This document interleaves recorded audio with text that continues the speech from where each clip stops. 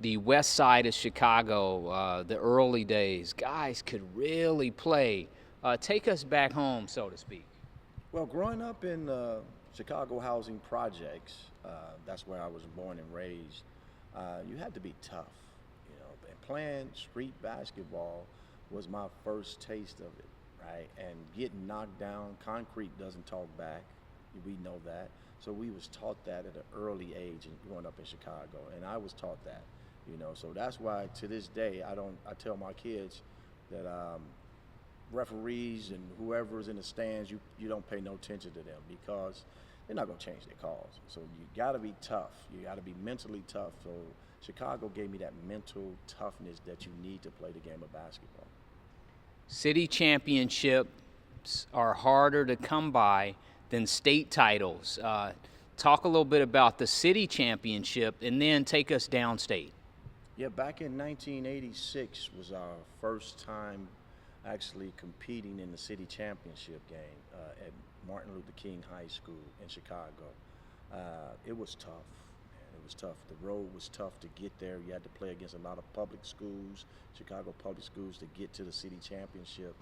We played the powerhouse school that everybody known today as the school that Derrick Rose went to, Jabari Parker, just to name a few, Simeon High School. So we had to play Simeon High School to get downstate. So to win a city championship, we had to beat Simeon High School, who had the likes of Nick Anderson, who was on that team, Irvin Small, who was my college teammates. They actually both became my college teammates at Illinois. So we had to beat them. And in order to beat them, we had to give it our all because they already was written to go down. Everybody thought Simeon was going to go downstate. And then we came along and took it, and then we went downstate. And then we had to play another guy that I ended up teaming up with, Kendall Gill. Kendall Gill went to Rich Central High School, a suburban school, but we had to play them to win the state championship. So it was hard getting out of the city to play downstate. And that's what I miss about Chicago basketball. When you think about Chicago basketball, Mark Aguirre, Zeke, as we know, Isaiah Thomas, EJ, Eddie Johnson with Phoenix, and the list goes on. There's a lot of Tim Hardaway, a lot of guys from the city, from the Chi, if you will.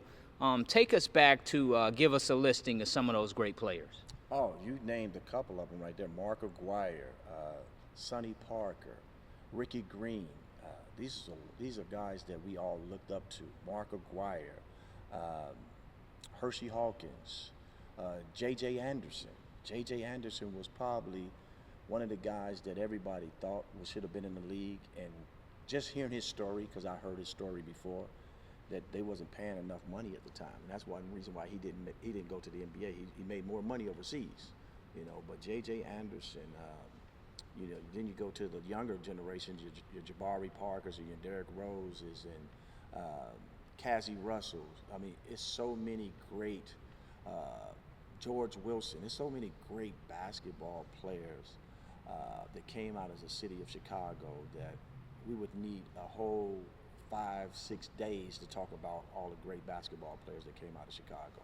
And we can't miss the Hall of Famer who just got inducted, Tim Hardaway. Tim Hardaway is from Chicago. How nice was Benji? Benji Wilson, man, 6'9", point guard who can shoot the jump shot, real smooth with it. It's unfortunate what happened to him. For the listeners out there that probably don't know, his life was taken away through gun violence out of Chicago. But the skies was the limit for him, and a lot of us, who was behind him. Like I was one of those guys that was behind him coming up next, from Chicago.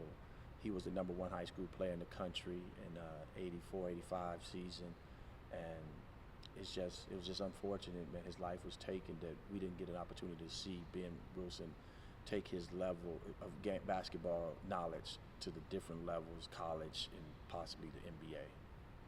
Arthur Agee and also the other gentleman who was blessed to go up to Marquette, Hoop Dreams, William Gates. the Gates family. Yeah. Talk about those two gentlemen and how they fit in and again, in that story of Chicago basketball? It goes back to what I said before. You know, when you see Chicago basketball, when you hear Chicago basketball, it doesn't matter who you are.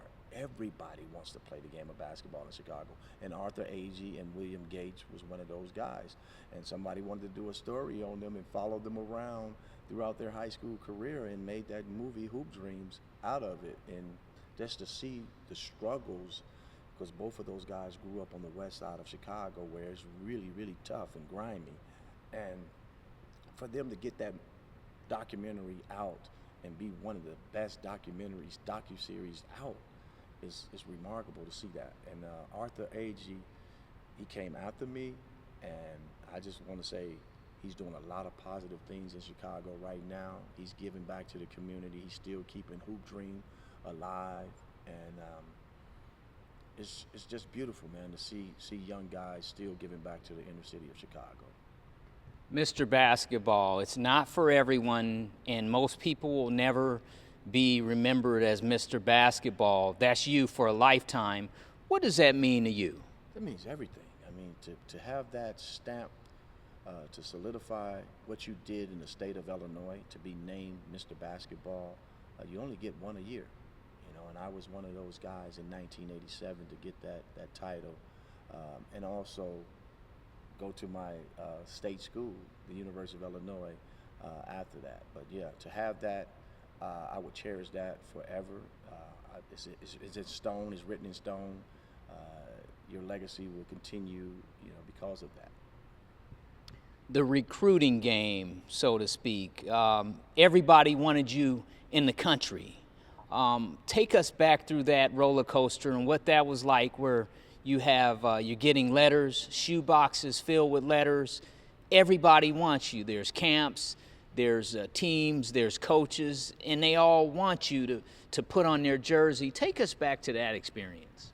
One of the hardest decisions to make, especially when you have parents that didn't go to college. You know, neither one of my parents went to college, and here it is, their son is being recruited by the John Thompsons, the Georgetowns of the world, the Syracuses of the world, UCLA, you know, Illinois, Michigan, Duke, North Carolina, you name it, being recruited and not knowing this 16, 17-year-old kid who don't know how to handle it, you know. So my high school coach at the time was handling most of my recruiting, so I didn't have to have all that pressure, because that is pressure, trying to figure out what school you want to attend and not knowing how to really go about it, you know, because you got people saying this program is better for you. Then you got this, you know, coach saying, no, you go here, I'm going to do this and that. So I tell everybody it's a script that most college coaches have, and, you know, and they walk into your home and try to recruit you.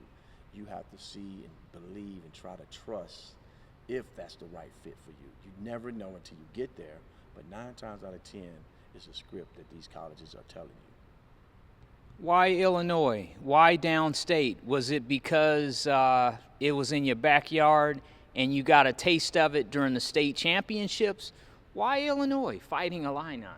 That was one of the hardest decisions that I had to make, because it was between two schools. I narrowed my school choices down to Syracuse or Illinois.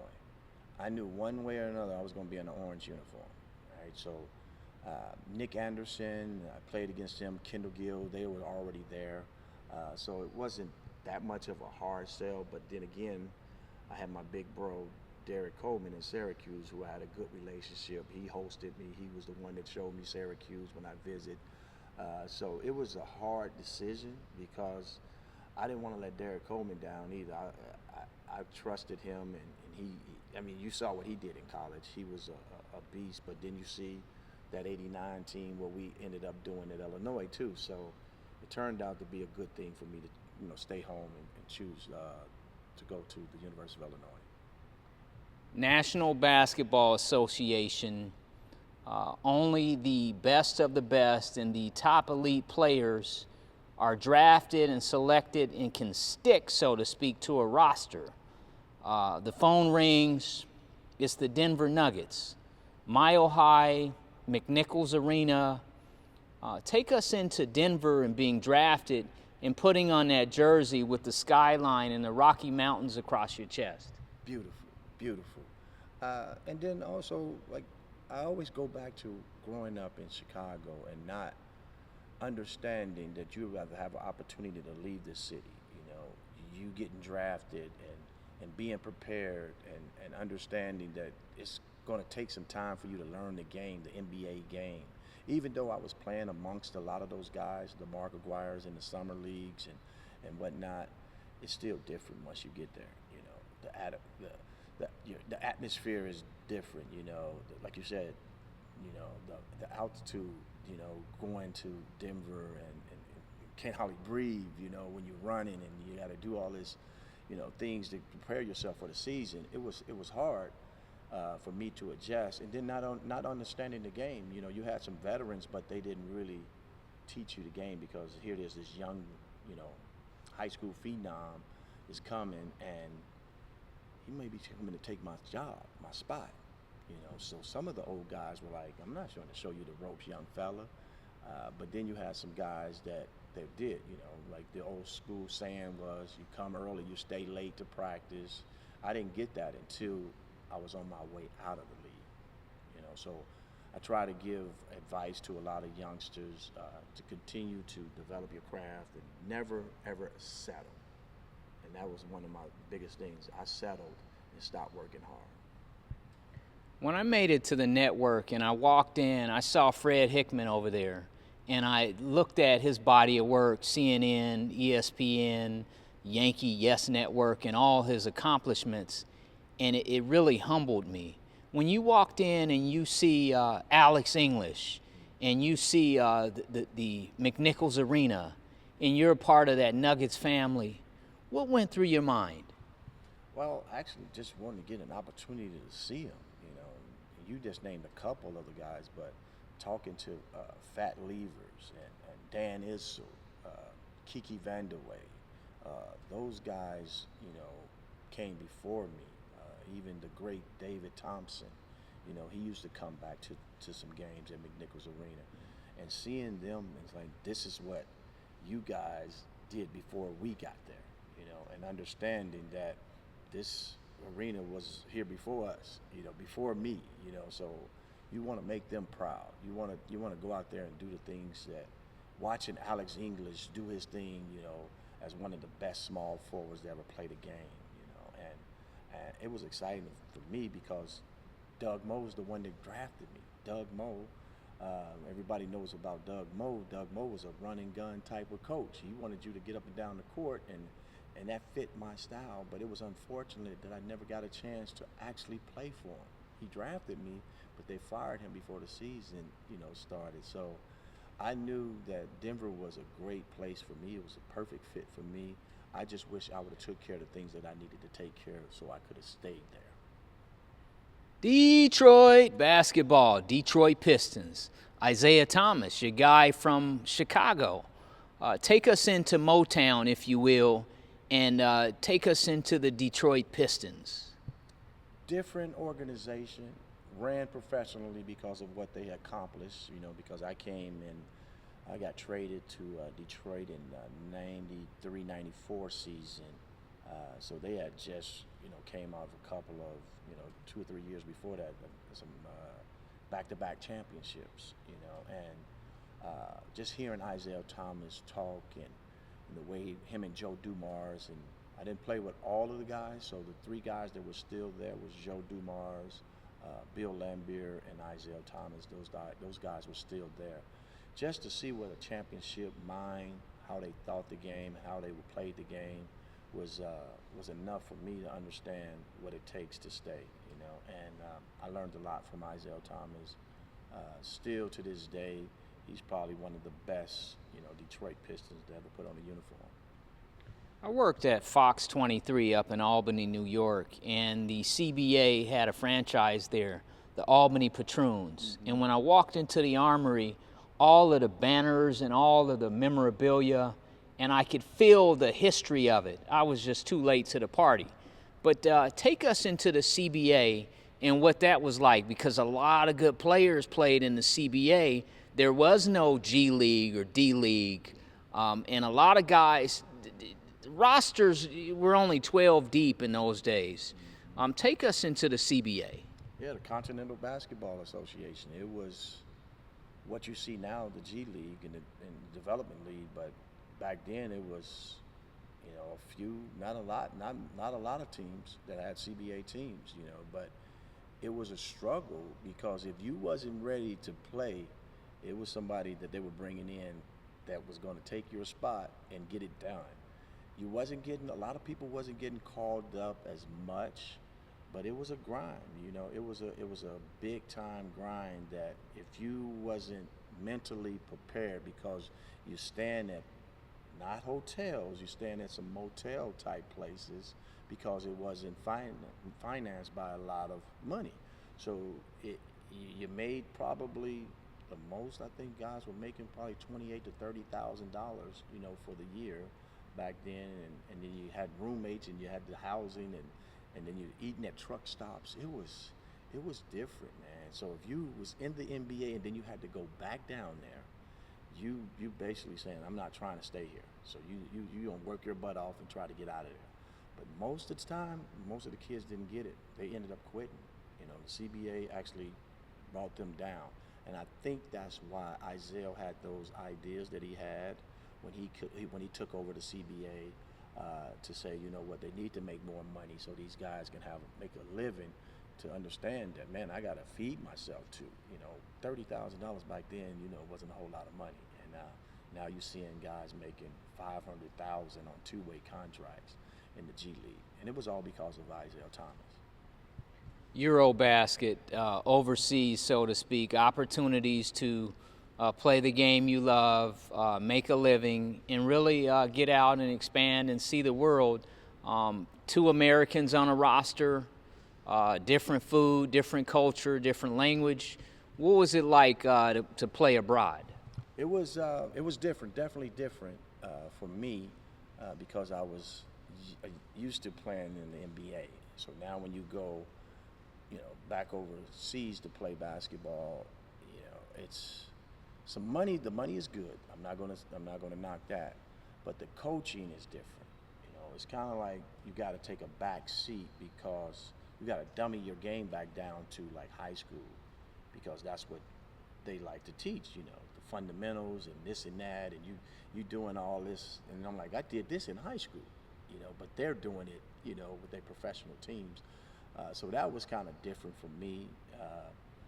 Made some decent money. They pay for your housing, of course, and not you're away from your family, and that was probably the hardest part for me, being away from my family, and culture shock, because you don't know the language. So that was a little tough. But once you figure that stuff out, it's a beautiful place to play, man. I was in France. I played in Turkey, Greece. So I played in some wonderful countries. Sarasota, Florida. How does the Suncoast in Paradise, if you will, how does Sarasota fit into the equation these days? Love Sarasota. Sarasota is my second home. Of course, Chicago will always be number one, but Sarasota, I've met a lot of wonderful people. I started my basketball program here called Liberty Edge. That's growing stronger and stronger each year. Just sitting back, talking to kids, understanding.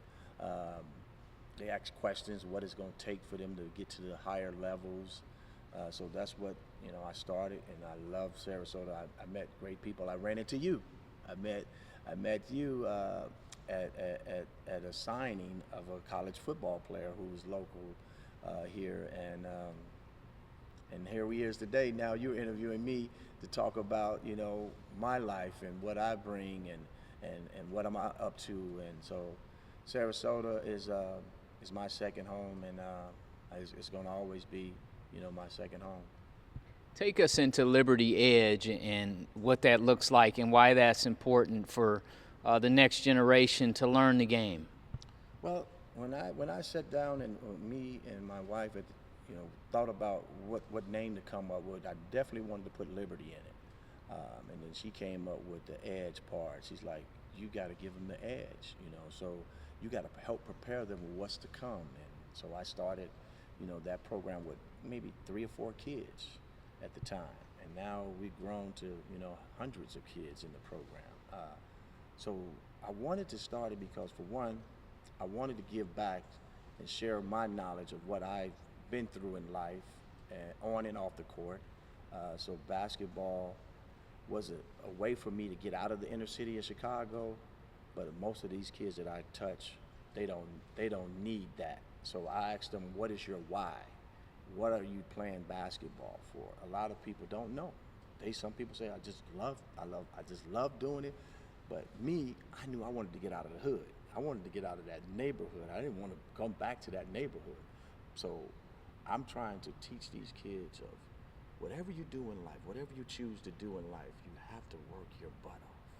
Nothing is free. People can tell you, oh, this is going to come. No, you got to work for it. You have to work for it. And I think the things that I've been through in life, growing up in the inner city of Chicago and coming here to Sarasota, giving back to these young kids, mentoring them, being an ear for them. You know, they can talk and call me anytime, any day of the day. I'm always going to be there for them. And that's what it is. Go back to Chicago. Michael's in the Madhouse on Madison. The Bulls are there. You're working on your game. And then fast forward to when the Nuggets play the Bulls, what that was like to actually be there, and now you guys are on the same court. Or maybe it happened before then, but give us the NBA setting.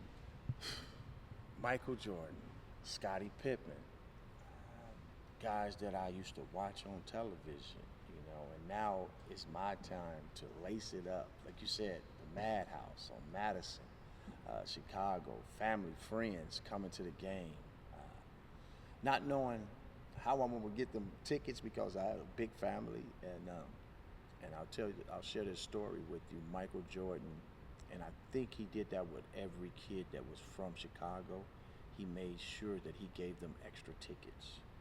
He would have like 20 tickets. He'd like, get this to Liberty because I know he's from here and I know he probably needs, you know, some extra tickets to give to his family. So he would always do that too when I came to the game.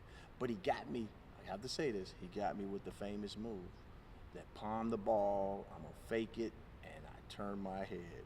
And my whole family saw it, man, and they laughed. They told me he got you with the Michael Jordan move. He didn't take it to the hole and dunk it. He passed it, actually. He faked it, and then he made the pass. And you can find that somewhere out there on the internet of Michael Jordan's famous move. So yeah, just playing against him, I was in awe, but at the same time, I knew I had to compete, you know, and playing and against Michael Jordan and Scottie Pippen, 2 Hall of Famers in your hometown. What better way to, you know, come to Chicago, and play. Playing for Denver Nuggets, but you're playing against the guys that you looked up to, the guy that they call the GOAT. You know, I'm still in awe, man, just thinking about it. Coach Liberty, that basketball there, when is your earliest memory of picking up the basketball and playing the game, and did you think that it would get you and take you places all over the globe? No, I didn't, but I picked it up when I was in 6th grade. 6th grade, didn't really know too much about it, didn't know how to operate it as much. And then I figured it out one day. My dad actually said, I'm gonna teach you how to play the game, and that was going into my 7th grade year. And then I made the elementary school team, the middle school team, and became pretty good at it. And then by the time I got to 8th grade, I was probably the best 8th grader in the state of Illinois. And I just said, you know what? I'm going to love it until I understand what's to come after that, you know. And a lot of times people don't understand what I mean by that. It's like you play it because you love it, but then it becomes a business at some point. And then you got to understand what is at stake. What are you going to try to do? after that. After that love is gone, what are you gonna do? So when I went to the University of Illinois, that's when I started thinking like I can make some money doing this. I didn't think about it when I was young. I thought about it when I made it to college because I was like, this is where I see people getting drafted out of college. I didn't see people getting drafted out of high school, even though we knew the history that it was some guys that did get drafted out of high school, but they wasn't coming out back then when I was playing. So I said, you know what? I have to continue to love it, but then when it becomes a business, I have to make a business decision for me and my family.